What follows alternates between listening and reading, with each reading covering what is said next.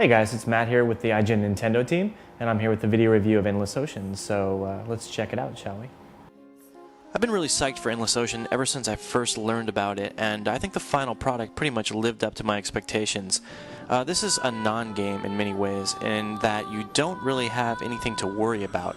You explore this vast ocean, you interact with all the sea life, but there are really no dangers, you can't be killed, and you don't really use weapons of any kind, and really what you're doing is swimming through the ocean, taking pictures, documenting animals, and that's about it. The whole point of this game, if that's what you want to call it, is really to just explore. Check out the ocean life, look at the beautiful underwater world, and have a good time doing it. I think some people are going to be really turned off by that premise, and if you are looking for a straight-up action game, I can tell you right now, stop watching this video review. This is definitely not the game for you. If, on the other hand, you want something very different, something that doesn't follow the old templates, and kind of feels a bit more like, a game like Pokemon Snap, maybe, I think Endless Ocean is going to be right up your alley. This title was developed out of Japan by Eureka, which made the Everblue series on PlayStation 2. And, to me it really feels like a game that was developed by two different teams. And what I mean by that is, you have the underwater world, which looks beautiful, absolutely stunning. It's one of the prettier Wii games, in fact, and it just feels very fluid, and it's a very believable environment as you swim through it.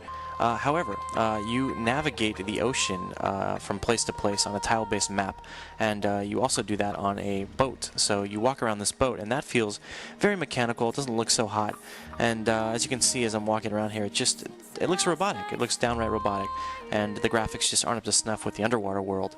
It's not horrible by any means, but definitely breaks from, I think, a very immersive environment that you experience when you're swimming. Once you do dive underwater, though, it's an entirely different story. As I said, you have these beautiful creatures to look at, and the animation for your characters looks great. There's lots of beautiful particle effects and lighting effects, such as sunbeams, streaming down through the water. Huge variety of beautiful environments as well, and some really kind of like jaw-dropping environments as you're exploring underwater caves, or looking at ruins, or just diving deeper and deeper into a dark abyss. It's all very, very impressive. The game uses, I would say, an adequate control scheme. You basically point the Wii remote at the screen to dictate where your character swims. It's very intuitive and easy to pick up, but on the other hand, you don't really have that much depth in what you can do. There aren't a lot of, swimming moves, let's say. On the other hand, you can take pictures, you can use an underwater pen in case you get lost in environments, and you can throw food at fish and so forth. You can also interact with fish just by rubbing them, and that will help you catalog the animals in the ocean. I do think that Eureka missed the opportunity to allow more interaction with the underwater sea life, though. Especially when you see a giant whale or a huge, underwater shark, maybe even a great white. There's not that sense of fear, or in some cases awe, because there's really nothing more to do than photograph them, or maybe throw some food their way. There's a relaxed, go-at-your-own-pace atmosphere in Endless Ocean, but at the same time, it's not as if you have nothing to do. You go to your boat quite often, check your mail, and you're given assignments from, escorting a scuba diver on a route, or to taking pictures for a magazine, and, you can choose to complete these objectives, at which point you'll get more and more. In addition to the single-player game, you've got a two-player cooperative online mode over Nintendo Wi-Fi connection, and as you can see in the video, it runs flawlessly. The only problem being, of course, that you don't have a headset. You can, on the other hand, use the D-pad to give simple commands like follow me or wrong way at any time. I really view Endless Ocean as a great companion piece to the quote-unquote regular games on Wii. It's got a very chill atmosphere, it's beautiful, underwater especially, and it's got some stunning music on top of that.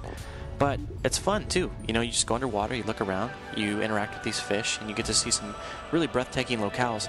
And I have to tell you, some of these times when I've been diving and discovered, an underwater cave or seen the ruins for the first time, it's been pretty exhilarating. So, if you're thinking you're not going to have any level of excitement, I would beg to differ. But yes, you definitely should be aware you're not going to be shooting anything and you're not going to be killing anything, that's for sure. Even so, fun game, and for 29 bucks you could certainly do a lot worse. I don't think Endless Ocean is going to be for everybody, but I certainly liked it. I felt it was very different and very relaxed and very beautiful, especially the underwater worlds. Give the game a try, honestly. I think you're going to like it. We gave the game an 8.0, and I highly recommend it.